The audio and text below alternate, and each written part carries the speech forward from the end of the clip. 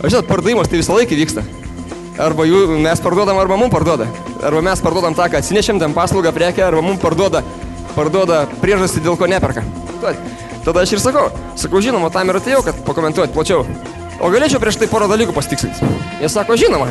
Ir 45 minutės, mes porą dalykų tikslinamės. Tai va, dėl kokių įmanomų priežasčių žmogus gali sakyti brangu. Tai panagrinėkim. Aš sakau brangu. Kokie variantai, dėl ko aš galiu taip sakyti? Jo, viena priežastis, jam nereikia. Jam nereikia, sako brangu, kad atsiknystum. Kita priežastis gali būti, jisai lygina su kažkuo. Matė, už kampo pigiau, lygina. Trečia priežastis gali būti, jam reikia, jis nori pirkti, netgi kaina tinka, bet nori dėrėtis.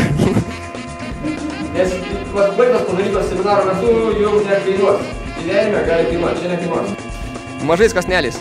Prašo 10%, gauna vieną ir dar mainais kažką paimat.